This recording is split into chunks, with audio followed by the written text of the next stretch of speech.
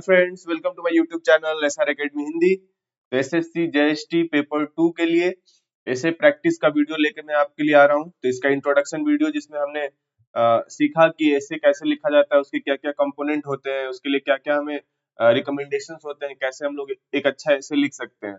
तो अगर वीडियो आपने नहीं देखा है तो आप जाके मेरे प्लेलिस्ट से वो वीडियो देख सकते हैं। ये उसी का कंटिन्यूएशन है, पार्ट 2, जिसमें आज हम लोग 2016 में जो निबंध एस्से के टॉपिक आए थे, आज हम लोग सिर्फ इंग्लिश एस्से की बात करेंगे। तो 2016 में जो भी आपके एस्से के टॉपिक आए थे, हम उनका एक मॉडल एस्से देखेंगे और साथ ही साथ मैं आपको बताता चलूंगा कि एस्से वगैरह कैसे लिखें और क्या क्या बेस्ट रिकमेंडेशन हो सकता है। ठीक है, तो चलिए आइए शुरू करते हैं। और अगर आप चैनल पे नए हैं तो चैनल को सब्सक्राइब कर लीजिए। चलिए शुरू करते हैं अब।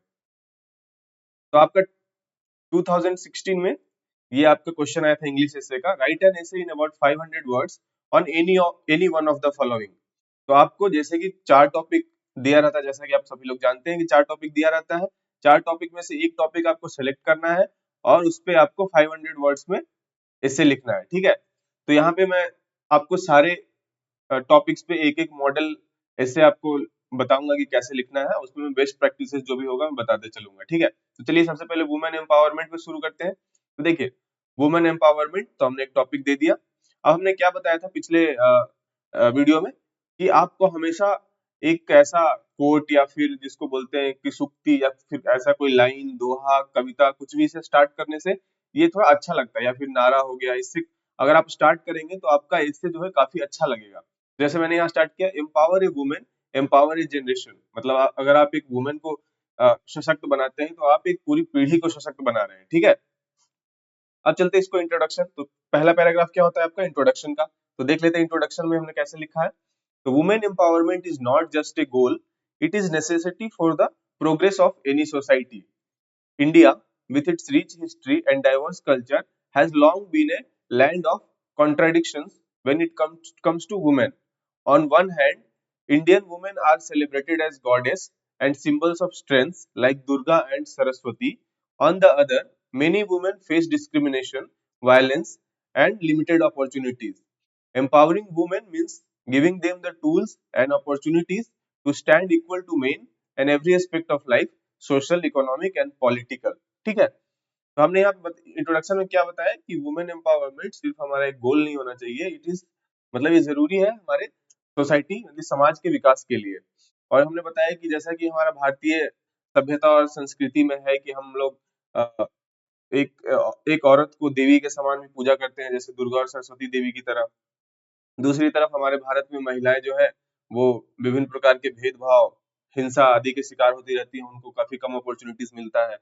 तो हमें फॉर एम्पावरिंग वुमेन, मतलब अगर महिलाओं को सशक्त बनाना है तो हमें उनको पुरुषों को के बराबर उनको भागीदारी मिलनी चाहिए हर एक एस्पेक्ट ऑफ लाइफ में, जिसमें कि आपका सामाजिक स्तर हो गया और सामाजिक एस्पेक्ट हो गया, आपका आर्थिक एस्पेक्ट हो गया और पॉलिटिकल एस्पेक्ट हो गया। तो हमने इंट्रोडक्शन में इन सारे पॉइंट्स पे चर्चा की। ठीक है, अब चलते हैं इसके बॉडी पार्ट्स में। बॉडी पार्ट्स में हमने क्या बताया था कि 3 से 4 पैराग्राफ लेंगे, तो हम लोग पहले बॉडी पार्ट्स देख लेते हैं। तो देखिए, the roots of gender inequality in India can be traced back to social norms and traditions. Practices like dowry, child marriage, and restrictions on women's education have historically kept women in subordinate roles. Although laws and movements have sought to abolish such practices, their effects linger in many parts of the country. Linger मतलब वो दिखते हैं ऐसा कुछ में। For instance, female literacy rates in India, though improving, still lag behind male literacy rates. This gap is not merely a number, but a reflection of unequal opportunities. Globally, countries like Finland and Iceland, where women's education and leadership are prioritized, show how empowering women benefit the entire society. तो हमने इसे बता दिया कि महिलाओं के सामने क्या-क्या चुनौतियां हैं, कैसे जो दहेज हो गया या फिर बाल विवाह हो गया या फिर उनके शिक्षा पे जो रेस्ट्रिक्शन लगते हैं, उन सब के कारण महिलाओं की जो स्थिति है वो भारत में सही नहीं है। ऊपर से जो फीमेल लिटरेसी रेट्स है वो भी इंडिया में कम है। तो इस तरह की चीजें, और अभी भी लॉज और डिफरेंट आंदोलन होने के बावजूद जो हमारा डॉवरी प्रैक्टिसेस है या फिर अदर तरह की जो महिलाओं के खिलाफ भेदभाव है वो अभी भी हमारे समाज में देखी जा सकती है। फिर हमने लास्ट में क्या किया, जब हम लोग रेफरेंस लगाते हैं ना, जैसे कि हमने यहाँ पे लगाया कि countries like Finland and Iceland, तो इन इन देशों में क्या है कि वुमेन्स एडुकेशन और उनके नेतृत्व पे काफी ज्यादा ध्यान दिया जाता है। तो कैसे वहाँ पे empowering women benefits the entire society, जैसे वहाँ पे अगर महिलाओं को सशक्त बनाया गया तो पूरा समाज कैसे आगे निकल गया, इस बात को हमने यहाँ पे डिस्कस किया बॉडी पैराग्राफ के पहले पैराग्राफ में। ठीक है, आगे चलते हैं। Narratives of women empowerment in India are inspiring but also reveal the struggles. One such story is that of Malala Yousafzai, who thought who, though not Indian, has inspired many Indian girls to fight for their right to education. Closer to home, women like Kalpana Chawla, the first Indian woman in space, and Indira Gandhi, India's first female prime minister, prove that Indian women can break barriers when given opportunities. Yet, for every Kalpana or Indira, there are countless women whose dreams remain unfulfilled due to lack of support or resources. These stories emphasizes the need for systematic change. तो हमने यहाँ पे बात किया कि जितने भी हम लोग कहानियां सुनते हैं महिला सशक्तिकरण की, वो इंस्पायरिंग है अपने आप में, और वो भी दर्शाती हैं कि इन महिलाओं ने कितना स्ट्रगल करके, कितना उन्होंने अपने लिए स्ट्रगल किया और एक तरह से सफलता प्राप्त किया। तो हमने यहाँ पे 2-3 एग्जांपल्स लिए, उसके बाद हमने प्रूव करने की कोशिश की कि अगर महिलाओं को भी अपॉर्चुनिटी दिया जाए तो वो भी अपने फील्ड में सक्सेस हो सकती हैं, वो भी अपने सपने को पूरा कर सकती हैं। तो कुल मिलाकर यहाँ पे हमें सिस्टम को चेंज करने की बात है, जहाँ जहाँ पे महिलाओं को हमें पर्याप्त अवसर मिले ताकि वो भी अपनी नेतृत्व और अपनी क्षमता को प्रदर्शित कर सके और समाज को आगे लेके जा सके। आगे चलते हैं। Economic empowerment is a critical component of women empowerment in India. Self help groups and initiatives like Skill India have allowed women in rural areas to gain financial independence. Many women have started small business or entered the workforce, contributing to their families and the nation's economy. For example, women in microfinance have shown how small loans can transform lives. Countries like Bangladesh, where its Grameen Bank model highlight how targeted financial inclusion for women can be transformative. Yet, Indian women still face challenges like unequal pay, limited job opportunities and workplace harassment. तो हमने यहाँ पे skill India के माध्यम से जो महिलाओं के सशक्तिकरण पे काम हो रहा है, उनके आर्थिक सशक्तिकरण पे काम हो रहा है, उस पे हमने यहाँ पे बात की। हमने बात की कि कैसे छोटे-छोटे लोन से उनकी जिंदगियां बदल जाती हैं, और बांग्लादेश का एग्जांपल लेते हुए हमें बताया कि जो वहाँ का ग्रामीण बैंक का मॉडल है, वो कैसे फाइनेंशियल इंक्लूजन फॉर वुमेन के लिए काफी क्रांतिकारी कदम रहा। और उसी तरह हमने लास्ट में बात की कि Indian women are still facing challenges, like उनको समान काम के लिए कम वेतन मिलता है, और जॉब जॉब प्लेसेस पे उनके साथ काफी बार ऐसा होता है कि हरासमेंट का शिकार होना पड़ता है, उनके साथ भेदभाव भी किया जाता है। ठीक है, अब आते हैं political empowerment. Political empowerment is equally vital, मतलब important. While India has had prominent women leaders, representation of women in politics remains low. तो हमने बात कर ली कि पॉलिटिक्स में जो महिलाओं की भागीदारी है वो अभी भी लो है। Currently, women make up less than 15% of India's parliament. तो हमने एग्जांपल दे दिया कि जैसे इंडियन पार्लियामेंट में 15% से भी कम महिलाएं हैं। Reservation policies like those proposed for women in local governments have shown promise in increasing participation. तो हमने जो लोकल स्तर पे, पंचायत स्तर पे जो महिलाओं की भागीदारी को बढ़ावा दिया, उसमें तो हमें दिखता है कि महिलाओं की भागीदारी बढ़ रही है। Globally, countries like Rwanda, with over 60% female representation in parliament, demonstrate how gender inclusive politics can drive changes.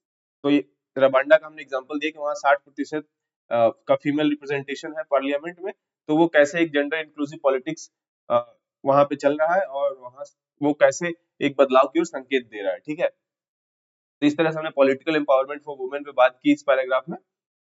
अब चलते हैं कंक्लूजन पे। तो देखिए, हमें 500 वर्ड्स में लिखना है, तो ज्यादा हमें नहीं लिखना है, इतना में आपका कंक्लूजन अगर आप फिनिश करेंगे तो 500 वर्ड्स आपका हो जाएगा। तो कंक्लूजन में क्या लिखेंगे? Women empowerment is not a luxury, it is essential for India's development. Educating girls, ensuring financial independence and promoting political participation are step forward towards a more equal society. तो conclusion में हम लोग लिख रहे हैं कि वुमेन एम्पावरमेंट को हम लग्जरी की डिमांड नहीं कर रहे हैं, ये काफी जरूरी है। एडुकेटिंग गर्ल्स, तो पहले लड़कियों के लिए शिक्षा, फिर ensuring फाइनेंशियल इंडिपेंडेंस, तो उनके लिए आर्थिक स्वतंत्रता प्रदान करना, प्रोमोटिंग पॉलिटिकल पार्टिसिपेशन, तो पॉलिटिक्स में उनको भागीदारी देना, और and are steps forward for a more equal society. तो अगर हमें एक इंक्लूसिव सोसाइटी बनाना है तो हमें इन सब में महिलाओं की पार्टिसिपेशन जरूरी है। Empowered women create empowered families, communities and Nations. तो यहाँ बोला जा रहा है कि एक सशक्त महिला एक सशक्त परिवार बनाती है, एक सशक्त कम्युनिटी बनाती है, एक सशक्त देश बनाती है।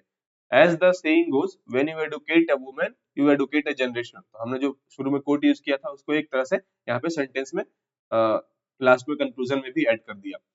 India must continue to strive for a future where every woman has the freedom and opportunity to realize her potential। तो इंडिया को ऐसा कुछ करना चाहिए फ्यूचर में वेयर हमारे देश की जो सारी महिलाएं हैं उनके पास जितने भी तरह की फ्रीडम उनको चाहिए और जो भी अवसर उनको मिलना चाहिए सारा मिलने की क्षमता हो। ठीक है, तो ऐसा करते हुए हम लोग पहला इससे फिनिश कर देंगे। ठीक है, तो ये आपका 500 वर्ड्स हो गया। तो इस तरह से पहला ऐसे आप लिख सकते हैं। ठीक है, तो इसको देख के या फिर इसके बेसिस पे आप खुद से भी अपना ऐसे इस टॉपिक पे तैयार कर सकते हैं। अब चलते हैं दूसरे टॉपिक पे। दूसरा टॉपिक क्या था? Films and society. तो films are the mirror of society reflecting its dreams struggles and realities. तो जैसा कहा जाता है कि फिल्म जो होता है समाज का आईना होता है, जिसमें आप समाज के सपने, इसके संघर्ष और इसकी सच्चाई को हम लोग देख सकते हैं। ठीक है, तो अब देखिए इसका इंट्रोडक्शन कैसे स्टार्ट करेंगे हम लोग। Films play an important role in shaping and reflecting society. They are not just a source of entertainment, but also a powerful medium to express ideas, highlight issues, and influence people. हमने बताया कि films का हमारे society को बनाने में उसको society का एक दर्शन होता है, फिल्मों में दिखाया जाता है। तो they are not just a source of entertainment, मतलब वो सिर्फ मनोरंजन का साधन नहीं है बल्कि एक पावरफुल मीडियम है हमारे आइडियाज को एक्सप्रेस करने के लिए, जो हमारे समाज के अंदर जितने भी इश्यूज है उसको दिखाने के लिए, और टू इन्फ्लुएंस पीपुल, तो लोगों को इन्फ्लुएंस करने के लिए भी कई तरह की सिनेमा बनाई जाती है। In India where cinema is loved by millions, films have a strong impact on how people think and act. From addressing social problems to celebrating culture, films have always been closely connected to society. हम लोग देखते हैं कि फिल्मों में जो भी दिखाया जाता है वो सोसाइटी की चीजों को ही दिखाया जाता है मैक्सिमम। ठीक है, तो इसलिए यहाँ बताया जाता है कि फ्रॉम एड्रेसिंग सोशल प्रॉब्लम्स, तो हम लोग सोशल प्रॉब्लम को एड्रेस करते हैं फिल्मों में हम लोग अपने कल्चर को सेलिब्रेट करते हैं। तो इस तरह से अगर आप देखते हैं कुल मिलाकर फिल्में हमेशा सोसाइटी से क्लोजली कनेक्टेड होती है। ठीक है, अब चलते हैं बॉडी पैराग्राफ के पहले पैराग्राफ में। Films in India often address social issues, bringing attention to problems that people face in daily life. तो हम लोग जो डेली लाइफ में समाज में जितनी भी समस्याएं होती है उसको अक्सर फिल्मों के माध्यम से लाया जाता है। फॉर एग्जाम्पल हमने यहाँ उदाहरण दिया, मूवीज लाइक आर्टिकल 15 एंड जय Bhim highlights issue like caste discrimination and social injustice. तो अगर आपने ये दोनों मूवी देखा होगा तो कैसे उसमें समाज का एक जो मुद्दा है कास्ट डिस्क्रिमिनेशन, जातिगत भेदभाव और जस्ट सोशल इंजस्टिस मतलब सामाजिक अन्याय का, उसको इन फिल्मों में दर्शाया गया है। These films make people think about the inequalities in society and inspire discussions on change. तो इन फिल्मों को देख के एक तो लोगों को पता चलता है कि समाज में कितनी इनइक्वालिटीज हैं, और इससे क्या होता है कि एक तरह से उस पे एक मुद्दा छिड़ जाता है, उस पे डिस्कशन होना स्टार्ट हो जाता है, जिससे कि एक समाज में चेंज ला सकता है वो। सिमिलरली तारे जमीन पर sensitively dealt with the struggle of A children with learning disability, encouraging parents and teacher to adopt a more understanding approach। तो तारे जमीन पे देखते होंगे उसमें वो जो लड़का था उसमें एक लर्निंग डिसेबिलिटी था, बट उसके पेरेंट्स ने कैसे उसको एनकरेज करके उसको तो इससे जो पेरेंट्स हैं उस तरह के चिल्ड्रन के जो पेरेंट्स हैं उनके पास कैसा अप्रोच होना चाहिए बच्चे के ग्रोथ के लिए, वो इससे सीखने को मिलता है समाज में। थर्ड पैराग्राफ में चलते हैं। Cinema has also been a strong platform for promoting progressive ideas. Films like Pink and Thappad challenge outdated notions about women's role in society and advocate for equality and respect. In a country where traditional beliefs often dominate, such movies sparks important conversations about women's rights and gender equality. On the other hand, movies like Swades inspire patriotism and encourage people to work for the betterment of their communities, especially in rural areas.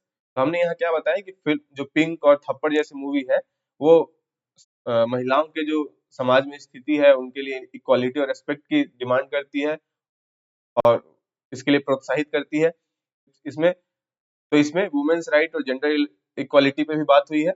उसी तरह स्वदेश movie में हम लोग देखते हैं कि देशभक्ति की बात हुई है और उससे हम लोग समाज में क्या इंकरेजमेंट मिलता है कि हमें अपने कम्युनिटी और रूरल एरिया के बेटरमेंट के लिए काम करना चाहिए। Films are also a celebration of the country's culture and diversity. तो फिल्में हम लोग अपने देश की जो संस्कृति है और जो डाइवर्सिटी है उसको भी देखने को मिलता है। Bollywood with its vibrant songs and grand visuals showcases the richness of Indian traditions. तो बॉलीवुड में हमें हमेशा देखने को मिलता है कि हम लोग गानों में देख सकते हैं, जो विजुअल्स होते हैं उसमें हमें इंडियन ट्रेडिशन की जो रिचनेस है वो हमें देखने को मिलती है। Movies like Lagan and DDLJ highlights the deep connection Indians have with their heritage. जैसे कि एग्जांपल लगान एंड डीडीएलजे का दिया गया जिसमें ऐसा दिखाया गया है। Regional films like those from the Tamil, Malayalam और Marathi cinema preserve and promote local languages, folklore and customs. These films help people understand and appreciate the diversity within India. तो हमारे भारत में जो क्षेत्रीय फिल्में भी हैं जैसे कि तमिल, मलयालम और मराठी, वो कितना संस्कृति से अपने आप को जुड़ी हुई दिखाती हैं, तो उससे हमें क्या होता है, हमें अपने देश की लैंग्वेज हो गया, हमारे जो लोक नृत्य हो गए, लोक कलाएं हो गया, या फिर जो हमारे रीति रिवाज हो गए, कस्टम्स हो गए, उसको समझने में, और इस तरह से हमारे देश की जो कल्चर है उसको प्रोत्साहन भी मिलता है, और बाहर भी ये इस तरह से पहुंच पाता है फिल्मों के माध्यम से। Next paragraph में, however, films also influence society in complex ways. For instance, many Bollywood movies glamorize luxury, unrealistic lifestyles, or even violence, which can create false aspirations among viewers. तो कुछ फिल्मों में हमें क्या होता है, लग्जरी को ग्लैमराइज करके दिखाया जाता है, जो अनरियलिस्टिक लाइफस्टाइल होता है वो दिखाया जाता है, हिंसा दिखाया जाता है। तो इससे क्या होता है कि जो हमारे युवा हैं उनके मन में एक गलत लाइफ को लेकर गलत अवधारणा पैदा होती है। Young people in particular are often influenced by such portrayals, which can sometimes lead to harmful behavior. जैसे फिल्मों में ड्रग्स वगैरह दिखा दिया जाता है, तो उससे जो युवा पीढ़ी है वो उनका जो है रुझान उस ओर जाता है। तो इस तरह से ये फिल्म, हम इस पैराग्राफ में बात कर रहे हैं कि फिल्में कभी-कभी कैसे समाज के लिए बुरा भी साबित हो सकती हैं। The glorification of stereotypical gender roles in some movies have also been criticized for reinforcing negative ideas. The impact of Indian films goes beyond the screen. Cinema has often been a uniting force in the country, bringing people from different backgrounds together. Movies like Chak De India and Dangal showcase teamwork and national pride, creating a sense of unity among viewers. Films have the power to build emotional connections and inspire collective actions, making them more than just a form of entertainment. तो फिल्में सिर्फ एक entertainment की तरह काम नहीं करती है, इम्पैक्ट जो होता है फिल्मों का वो स्क्रीन के बियॉन्ड जाता है। तो जैसे कि एग्जांपल दिया गया चक दे इंडिया और दंगल का, जो जिसमें टीम वर्क और नेशनल प्राइड आदि चीजों को दिखाया गया है, तो वहाँ जो दर्शक होते हैं उनमें एक सेंस ऑफ यूनिटी आता है, कि एकता का संचार होता है उनके बीच में। अब कंक्लूजन में आते हैं। In conclusion, films are deeply intertwined with society, मतलब फिल्में जो है सोसाइटी के साथ एक अच्छे तरह से जुड़ी हुई हैं। दे reflect it's struggles, celebrate its culture and sometimes challenge it's norms. तो जैसा हमने कोट में ऊपर लिखा था उसी को यहाँ पे सेंटेंस में लिख दिया। While filmmakers enjoy creative freedom, they also carry a responsibility to create meaningful content that positively influence viewers. हमने यहाँ पे बात की है कि फिल्म मेकर्स को क्रिएटिव फ्रीडम तो है, लेकिन उनके कंधे पे रिस्पॉन्सिबिलिटी भी है कि वो एक मीनिंगफुल कंटेंट बनाए और जो दर्शक हैं उनको पॉजिटिवली इन्फ्लुएंस करें, निगेटिवली ना करें। As Indian cinema continues to evolve, its ability to shape thoughts and bring about change remains as strong as ever. With thoughtful storytelling, films can serve as a powerful tool to inspire progress and create a better society. तो एक thoughtful story के साथ फिल्में क्या कर सकती है, ये एक शक्तिशाली उपकरण हो सकता है to inspire progress and create a better society. तो विकास को बढ़ावा देने और एक बेहतर सोसाइटी बनाने के लिए ये काफी अच्छा टूल हो सकता है फिल्में। ठीक है, तो इस तरह से हम करके हम लोग कंक्लूजन फिनिश करते हैं। हमारा 500 वर्ड्स हो गया इस टॉपिक पे। ठीक है, नेक्स्ट टॉपिक पे चलते हैं, करप्शन फ्री इंडिया। तो इसमें क्या होगा, हम लोग पहले लिख लेते हैं quote. A corruption free India is not just a dream, it is the foundation for a stronger nation. ठीक है, तो ऐसा आप अगर कुछ कोट्स याद कर सकते हैं तो उसको लिख सकते हैं, अदरवाइज आप सीधे इंट्रोडक्शन से स्टार्ट कर सकते हैं। अगर ये लिखेंगे तो परीक्षक पे ज्यादा अच्छा प्रभाव पड़ेगा। तो देखिए, पहले हमने यूज कर लिया, corruption free India is not just a dream, it is the foundation for a stronger nation. ठीक है, अब आते हैं, corruption is one of the biggest challenges that India faces today. It affects every aspect of life from public services to business and undermines the trust people have in the system. तो हम लोग जानते हैं कि corruption कितना बड़ा challenge है India के लिए आज, और लगभग सारे फील्ड्स में आप करप्शन देख सकते हैं, चाहे वो पब्लिक सर्विस हो, बिजनेस हो। तो इससे क्या होता है, जो लोगों का भरोसा होता है सिस्टम पे वो टूटता है। To build a corruption-free India, we need a collective effort involving the government, society and individual. तो अगर हमें कोई चेंजेस लाना है, करप्शन फ्री इंडिया बनाना है, तो उसमें सिर्फ एक इंसान या फिर किसी एक पर्टिकुलर अथॉरिटी से नहीं होगा। इसमें सरकार, समाज और प्रत्येक व्यक्ति को एक साथ आना होगा। This vision is not just about eliminating illegal practices, but also about creating a culture of honesty, transparency and accountability.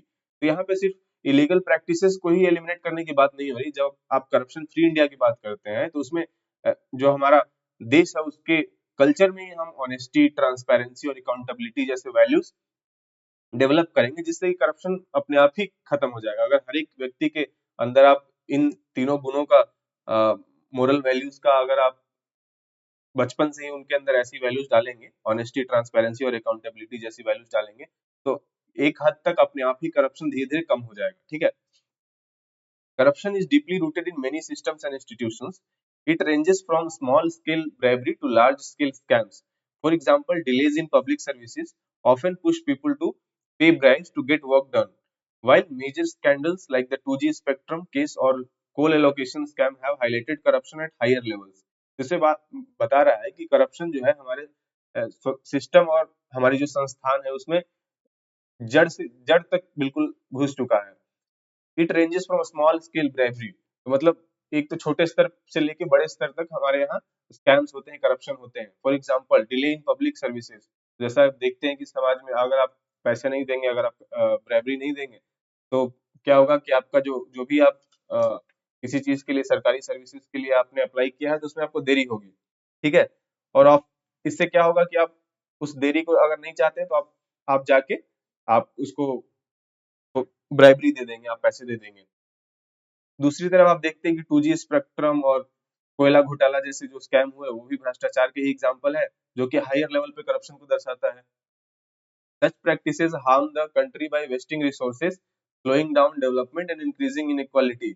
तो इस तरह की जो प्रैक्टिसेस होती है वो कंट्री के रिसोर्स को तो वेस्ट कर ही दे रही है, विकास को भी प्रभावित करती है और समाज में साथ साथ इनइक्वालिटी, मतलब इनइक्वालिटी को भी बढ़ाती है समाज में।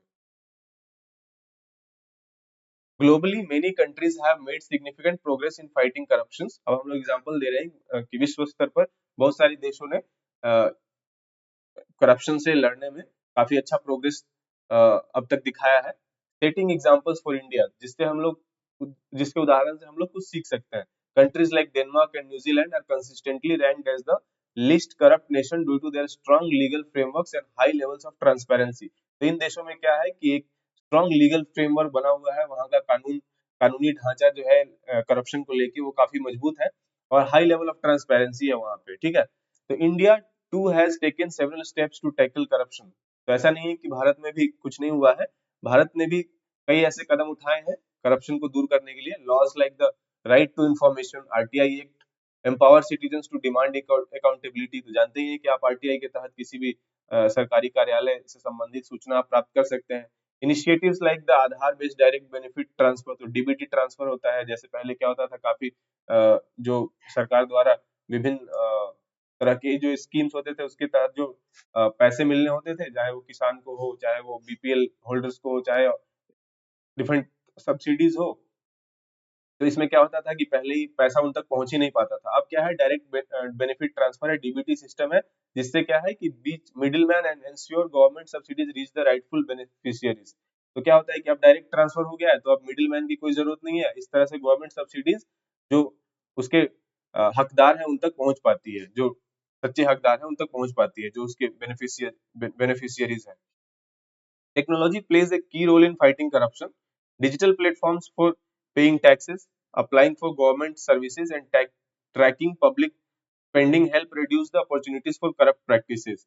तो इस तरह के नए कदम, लाइक डिजिटल प्लेटफॉर्म से आप टैक्स पे कर रहे हैं, गवर्नमेंट सर्विसेज ऑनलाइन आप अप्लाई कर रहे हैं, तो और ट्रैकिंग पब्लिक सेंडिंग, तो पब्लिक स्पेंडिंग का भी ट्रैकिंग हो रहा है। तो इससे क्या होता है, जो करप्शन का चांसेस है वो धीरे धीरे कम हो रहा है। For example, India's Good and Services Tax Portal has streamlined tax collection, making it more transparent and reducing tax evasion. तो जीएसटी का जो पोर्टल है उससे भी जो ट्रांसपेरेंसी आता है और जो टैक्स चोरी जैसी समस्याएं थी उससे भी बड़ी मुक्ति मिलती है।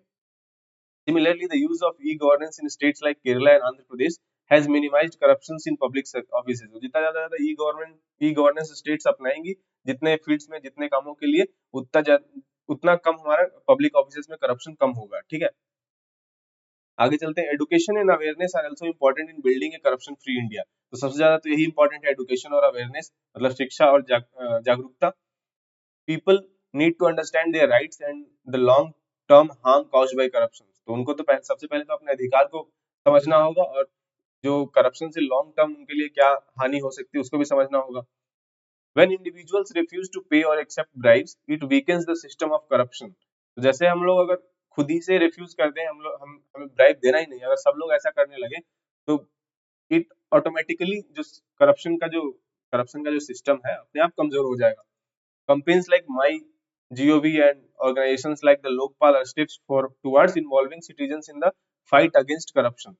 तो इससे क्या ये जो MyGov campaign है, मतलब ये जो अ, अभियान है और लोकपाल आदि की नियुक्ति है, तो ये करप्शन से फाइट करने के लिए ही सरकार द्वारा स्टेप लिया गया है। Schools and colleges should also teach the value of integrity to shape the next generation's mindset. तो स्कूल और कॉलेजेस में भी जो इंटीग्रिटी का वैल्यू है वो छात्रों में सिखाया जाना चाहिए छात्रों को, जिससे कि एक जो नेक्स्ट जनरेशन का माइंड सेट हो वो थोड़ा डिफरेंट हो। तो इससे क्या होगा कि वो करप्शन न करने के बारे में सोचेंगे, न ही उस तरह की ब्राइबरी देने के बारे में कभी सोचेंगे। While laws and technology help, leadership and political will are crucial. Leaders at all level must set an example by being honest and transparent. तो देखिए लॉज और टेक्नोलॉजी तो हेल्प कर सकता है, बट जो लीडरशिप रोल में है, जो पॉलिटिकल पावर्स में है, तो उनके अंदर इच्छा शक्ति होनी चाहिए। ठीक है, leaders at all level must set an example of by being honest and transparent. तो सबसे पहले तो उन्हें एग्जांपल सेट करना होगा ईमानदार होके और ट्रांसपेरेंट होके। Political parties must ensure clean candidates with no criminal records and strict actions must be taken against those involved in corrupt practices. तो जो पॉलिटिकल पार्टीज होती है वो उन्हीं को टिकट दें जिनकी छवि साफ हो और जिनके अगेंस्ट में कोई भी क्रिमिनल रिकॉर्ड ना हो, और strict action must be taken against दोस्त इन्वॉल्वड इन करप्ट प्रैक्टिसेस। तो जो भी ऐसे भ्रष्टाचार का जिन पर आरोप है या फिर जो इसमें पाए जाते हैं, भ्रष्टाचार में लिप्त पाए जाते हैं, उनके खिलाफ भी कड़ा एक्शन होना चाहिए।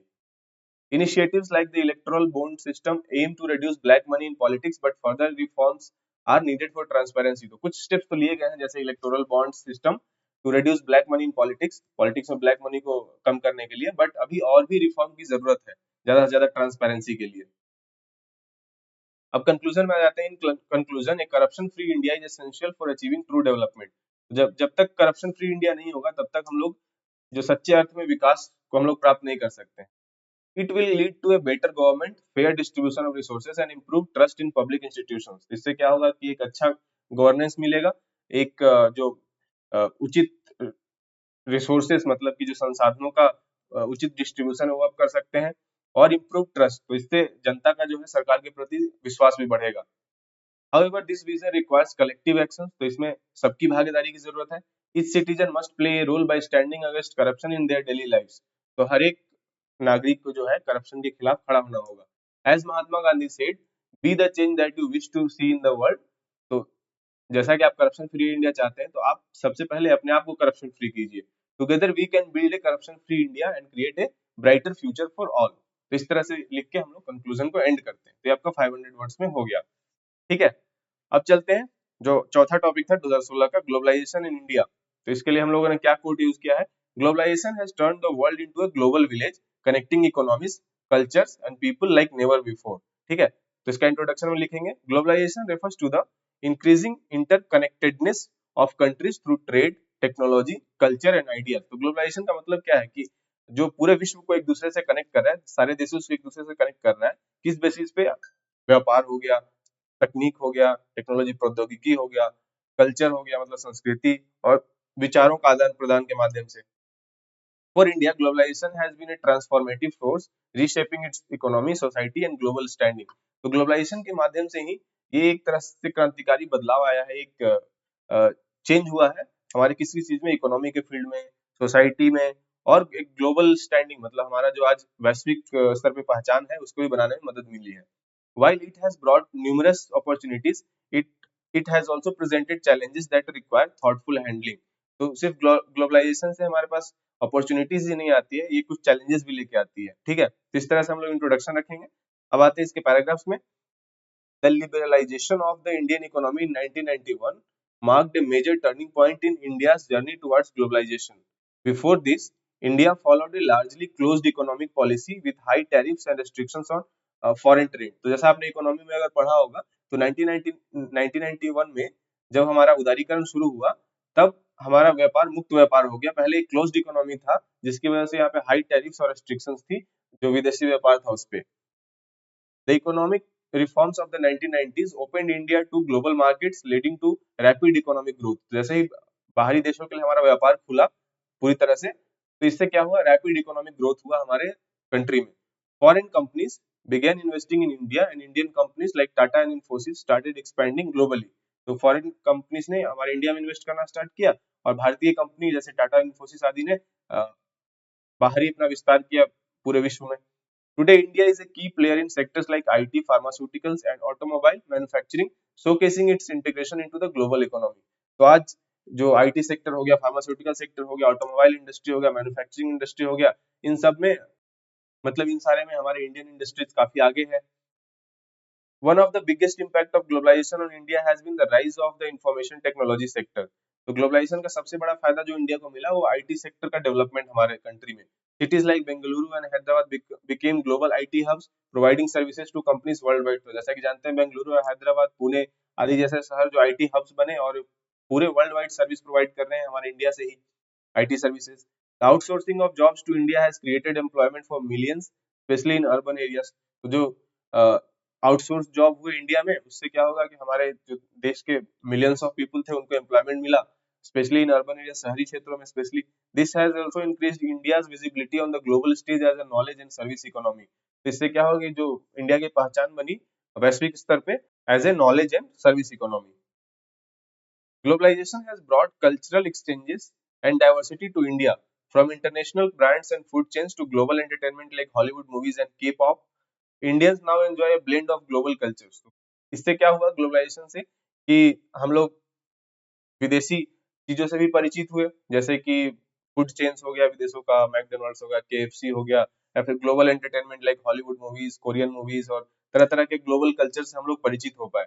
Similarly Indian culture has gained global recognition. तो वैसे ही जैसे वहाँ की चीजें यहाँ पहुंची, वैसे ही भारत की चीजें तो वैश्विक स्तर पर पहुंची, जैसे कि Bollywood movies, yoga and Indian cuisine have found fans world wide, enhancing India soft power. However, globalization has also posed challenges for India. One of the biggest concern is the widening gap between the rich and the poor. तो globalisation से कुछ challenges भी है India के लिए। जो सबसे बड़ा चैलेंज है जिससे कि अमीरी और गरीबी में गहरी खाई पैदा पैदा होती जा रही है। While cities and business have thrived, rural areas often struggle to benefit from globalization. तो जैसा हमने बात किया कि जो ग्लोबलाइजेशन से सबसे ज्यादा फायदा होता है शहरी क्षेत्रों को होता है, लेकिन जो रूरल एरियाज हैं वो इसके बेनिफिट्स अभी भी काफी दूर है। Traditional industries such as handicrafts and small-scale farming face stiff competition from cheap imported goods, leading to job losses and financial instability. तो इससे क्या होता है कि हम लोग का जब व्यापार पूरा ओपन हो गया तो हमें विदेशों से सस्ती चीजें आ जा रही है, जिससे कि हैंडीक्राफ्ट इंडस्ट्री और स्मॉल स्केल फार्मिंग आदि को क्या होता है कि उनको लॉस हो रहा है और उनमें फाइनेंशियल इंस्टेबिलिटी आ जा रही है। Environmental concerns have also risen due to rapid industrialisation and urbanisation fuelled by globalisation. तो ग्लोबलाइजेशन से क्या हुआ कि हमारे तीव्र औद्योगिकरण हुआ, शहरीकरण हुआ, जिससे कि कुछ इन्वायरमेंटल कंसर्न्स भी हमारे पैदा होते हैं। Increased consumption and manufacturing have led to pollution, deforestation and strain on natural resources. तो कौन कौन सी समस्या आ रही है आप देखेंगे, प्रदूषण, डिफोरेस्टेशन मतलब वनों का कटाव, and strain on natural resources. तो जो हमारे जो नेचुरल रिसोर्सेज उन पर भी दबाव पड़ रहा है क्योंकि जनसंख्या भी धीरे धीरे बढ़ रही है। India as part of the global community faces the dual challenge of sustaining economic growth while addressing climate change and environmental degradation. तो जहाँ ग्लोबल स्तर पे इंडिया दो चैलेंजेस फेस कर रही है, एक तो आपको इकोनॉमिक ग्रोथ भी मेंटेन करना है, ऊपर से जो क्लाइमेट चेंज और इन्वायरमेंटल डिग्रेडेशन जैसी प्रॉब्लम्स है उसको भी बैलेंस करके चलना है। Globalisation has also influenced India's education and lifestyle. तो इंडिया एजुकेशन और लाइफस्टाइल को भी प्रभावित किया है ग्लोबलाइजेशन ने। Students now have access to global knowledge and opportunities to study abroad, which broadens their perspectives. तो अब उनके पास अवसर है कि उन जो वैश्विक स्तर पर शिक्षा प्राप्त कर सके और बाहर जाके भी अर्निंग कर सके। तो इस तरह की उनको सुविधाएं मिल पाई है, ठीक है। However, the influence of Western cultures have raised concerns about the erosion of traditional Indian values.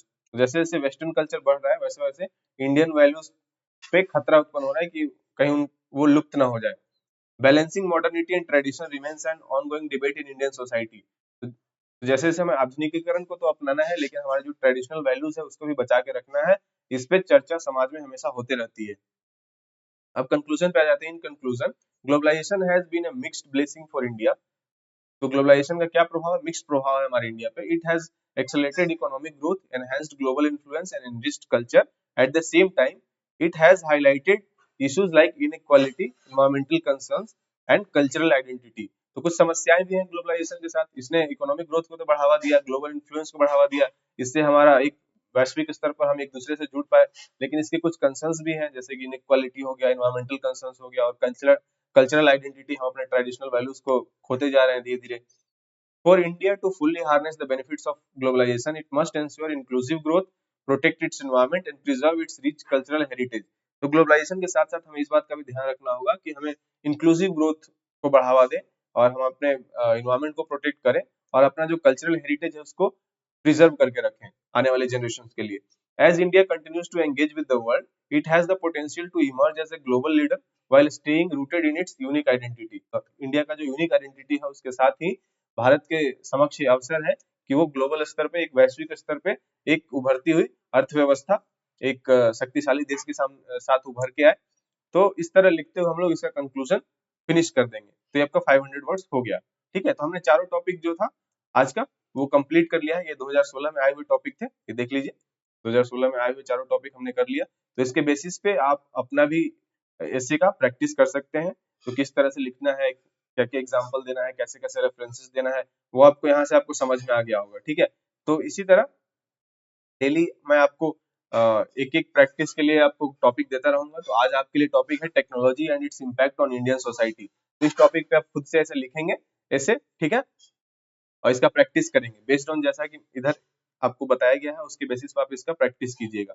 Next class में मैं आपके लिए 2016 में हिंदी में जो निबंध आए थे उसका मैं एक मॉडल निबंध लेके आऊंगा चारों टॉपिक का। तो मिलते हैं नेक्स्ट क्लास में। अगर आपके लिए वीडियो यूजफुल रहा तो वीडियो को लाइक कीजिए, शेयर कीजिए और मेरे चैनल को सब्सक्राइब कर लीजिए। Thank you so much. जय हिंद।